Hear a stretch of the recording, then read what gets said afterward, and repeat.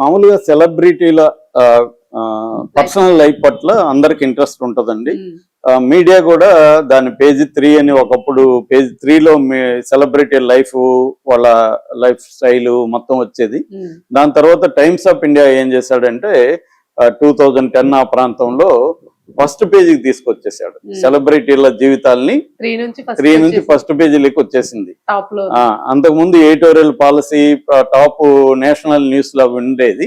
అది కాకుండా celebrity personal life, వాళ్ళ జీవితాలంతా కూడా ఫస్ట్ పేజీకి తీసుకొచ్చిన ఘనత టైమ్స్ ఆఫ్ ఇండియా ఫస్ట్.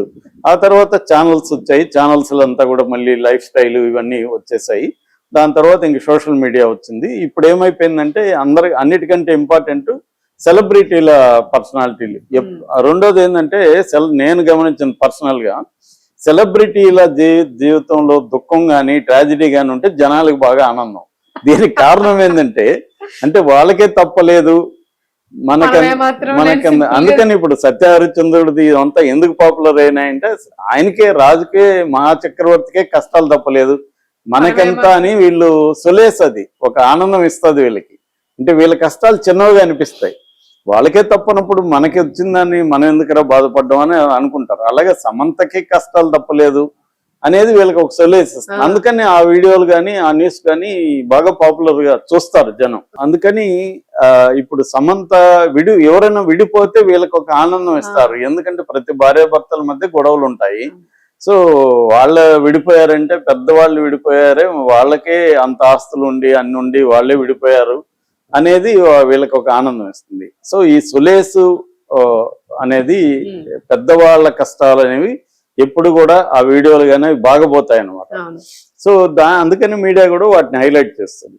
అయితే నేను ఎప్పుడైనా కూడా ఏం ఆలోచిస్తానంటే, ఏ స్టోరీ నుంచి అయినా టేక్ అవే ఏంటి, మనం ఏమి నేర్చుకోవాలి ఆ స్టోరీలో నుంచి, దాని నుంచి ఆ అనుభవం, వేరే వాళ్ళ అనుభవం నుంచి మనం ఏం నేర్చుకోవాలి. ఎందుకంటే ఒక్కొక్కసారి మన అనుభవం మనకు ఉపయోగపడదు.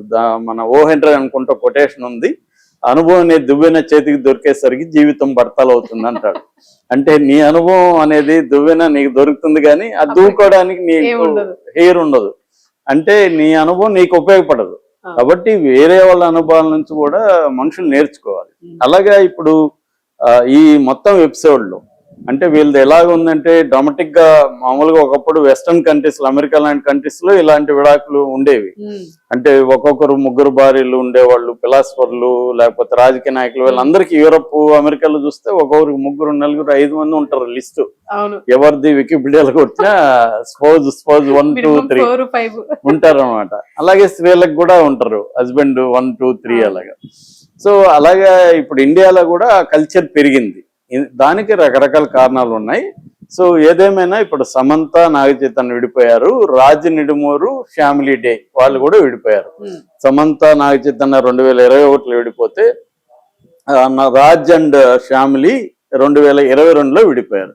సరే వీళ్ళు ఎప్పుడు కలిసారు, వీళ్ళు ముందు కలిసారా, విడిపోవడానికి కారణాలు వీళ్ళిద్దరిలో తెలియదు కానీ మొత్తానికి విడిపోయారు. క్లియర్ గా విడాకులు లీగల్ గా వీళ్ళిద్దరూ ఫ్రీ. ఇప్పుడు లీగల్ గా వీళ్ళు సమంతను ఇండిపెండెంట్ ఉమెన్, రాజు కూడా ఇండిపెండెంట్ ఎలిజిబుల్.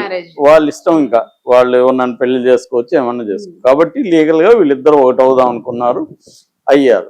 అయితే ఇక్కడ సమాజం ఏమైందంటే ఎప్పుడు కూడా లీగల్ గా ఆలోచించదు. సమాజం మోరల్ యాంగిల్లోకి వెళ్ళిపోతుంది. ప్రతి ఒక్కరు వేరే వాళ్ళకి జడ్జిమెంట్ ఇవ్వడం భలే ఆనందం ఉంటుంది మనకి. మన ఇది మనం కడుక్కోం కానీ వేరే వాళ్ళది కడగడంలో బాగా ఆనందం ఉంటుంది. అలాగా ప్రతి ఒక్కరు రంగంలో దిగారు. రంగంలో దిగి ఆమె పూనం కౌరు, ఆమె మామూలుగా ఎక్కడైనా ఎవరైనా పాపులర్ అవుతుంటే అందులో కొంత లాగడానికి ట్రై చేసుకుంటుంది.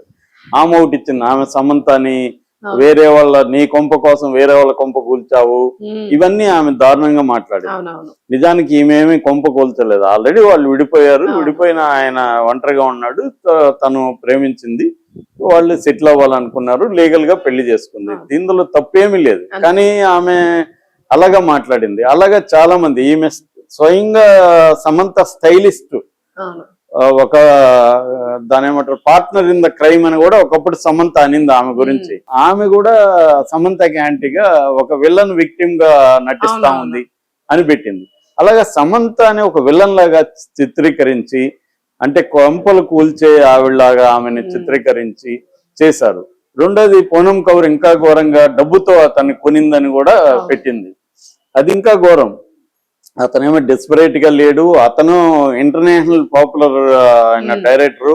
డబ్బుల పరంగా కూడా సమంతతో ఈక్వల్ గా, సమంతకు 100 కోట్ల నెట్వర్త్ ఉంటే అతనికి 100 కోట్ల నెట్వర్త్ ఉన్న వ్యక్తి. ఎందుకంటే వాళ్ళ అమ్మా నాన్ననే మంచిగా సెటిల్డ్ ఫ్యామిలీ వాళ్ళు తిరుపతిలో. మాది కూడా తిరుపతి కాబట్టి తెలుసు నాకు. సో అతనేమి ఎప్పుడో అతను అమెరికాకి వెళ్ళి సాఫ్ట్వేర్ ఇంజనీర్ కాబట్టి అతనేమి ఏదో దారిని పోయే దానయ్య కాదు, ఏమి కొనేస్తే వచ్చేసే దానికి.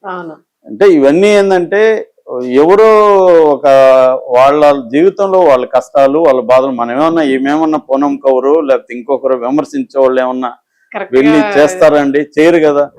వాళ్ళ కష్టాలను, వాళ్ళ జీవితాన్ని నువ్వేమి చేయలేనప్పుడు నువ్వెవరు వాళ్ళని జడ్జిమెంట్ చేసేవాళ్ళే చేయకూడదు. యాక్చువల్ గా మీకు ఏమైనా ప్రాబ్లం ఉంటే నేను మీకు హెల్ప్ చేస్తే